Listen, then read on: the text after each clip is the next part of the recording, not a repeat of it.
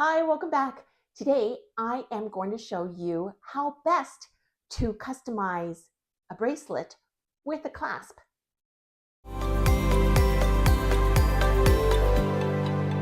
So my daughter has chosen this thick Rolo chain for her bracelet, and she literally said, go big or go home.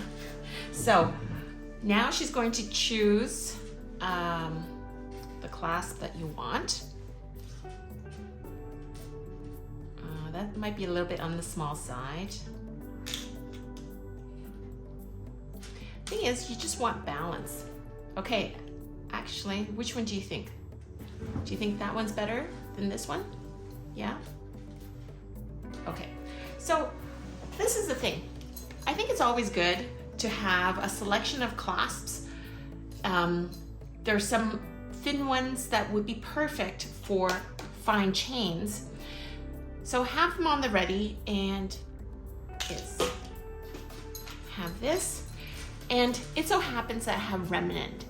If this was on a roll, let's just pretend it was on a roll, and I would do this. Say this is on a roll, and then I would decide on the jump ring that I want. And I don't want to make it too long.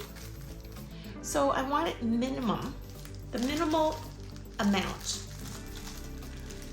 of spacing, because I really like the look of the Rolo. And here, I could use a thicker jump ring, but I have to keep this in mind, that this clasp here has a small hole.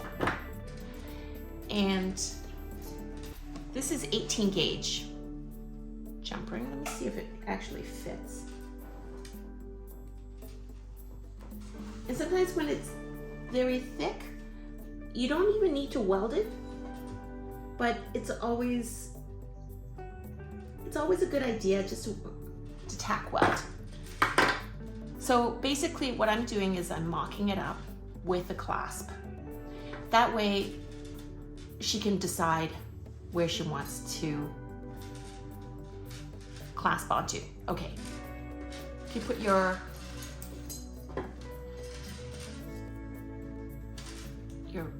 wrist here. Okay, so now I'm going to ask her, are you going to, do you want it always this exact perfect length, or do you want to be able to,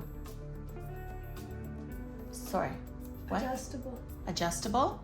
Okay, so what we could do is, in this case, so say if she didn't want it adjustable, then you want to be able to have enough room so that the person can, with the other one hand, be able to clasp. What you need to do is overcompensate to hook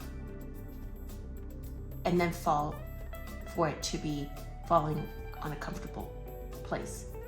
So keep that in mind. Always you want to be able to have, if it's adjustable, it's not a problem. But if it's not, you always want to have one finger length here so that when the person goes on to clasp it, so this is as tight as I'm pulling, but once it's at rest, you're basically at one finger distance there. And I'm going to ask you to put down your arm and see if you like the length of where it hangs. So basically what you're asking the client to do is to do this to see is this approximately the length you want? Okay, so in this case, actually all the chunky chain, it does not matter. But say if it was a fine chain, at that point, what you want to do is to cut that right here, add your jump ring, and if they want to have something that is extendable, you can either have extension chain with bigger loops like this, or have a tiny bit of thin chain plus a jump ring. And It's a matter of aesthetics and it looks better that way. But in this case, what we're gonna do is we're going to make it so that, see it, we'll cut it at a point where it does not fall off. Can you check to see if that is as loose? That's very loose. Yeah. So what we're gonna do is, this is as loose as it's gonna get, and then I'm going to clip it here.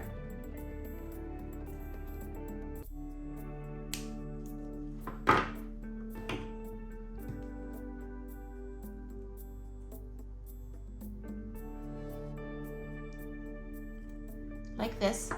Now, I might want to have a jump ring on this side just to make it look balanced.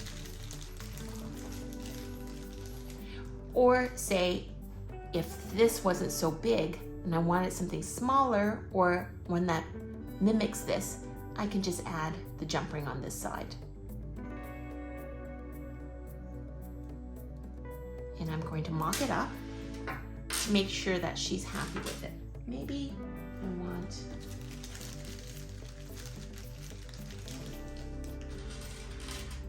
so something like that, that reflects this. It's a matter of preference.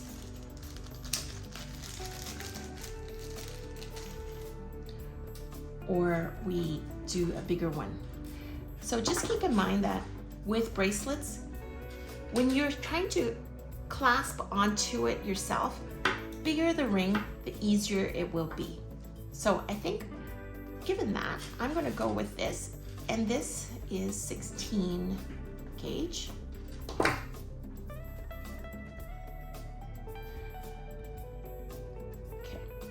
so we're gonna try that again. Okay, is that too loose?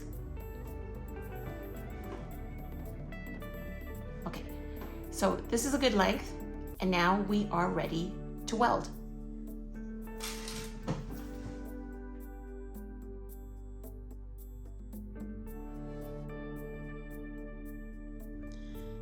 Now I have this, and we've done it, measured it twice. We're ready to weld. And under the circumstance, this is 16 gauge. You don't need to weld it, but say if it was a fine chain, it's always good to weld. And what I'm gonna do is I'm going to simply tack weld. Okay, I've got it here.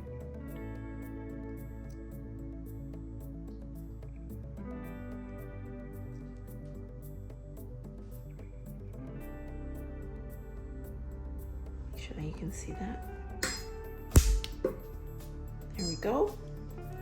And if I was to do it all the way around, I'd do another one.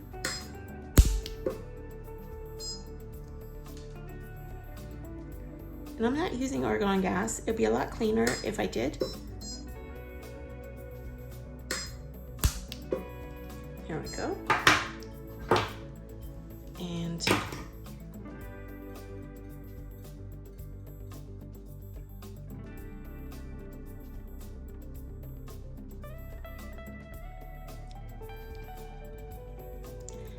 And I could then file it down.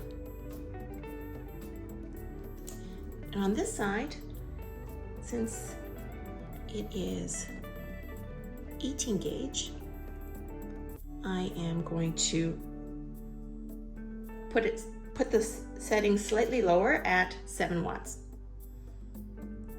So I make sure that the seam is there, and it's at 7 watts.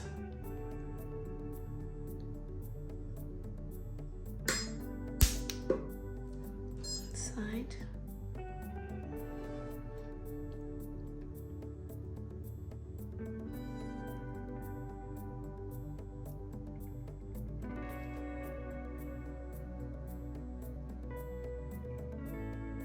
See if you can see that.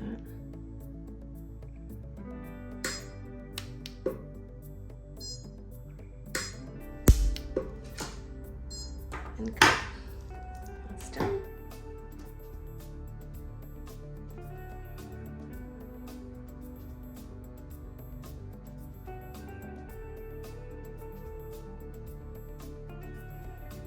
because this is not permanent jewelry, you have the luxury of using files, buffers to smoothen out and make the links however shiny you wish.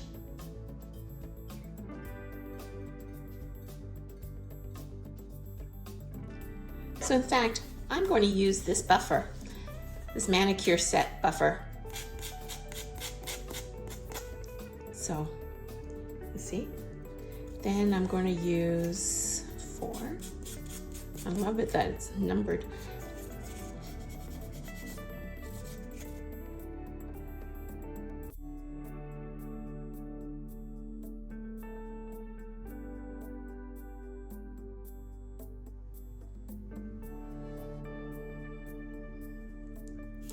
And I'm going to do a high shine buff.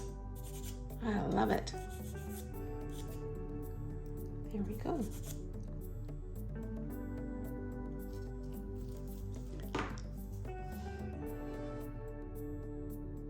And here is the bracelet being modeled.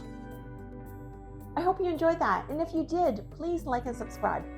We're a wholesaler of premium quality chains and findings, as well as a distributor for Sunstorm micro welders. I would love to know whether or not you would ever consider producing finished jewelry that's customizable.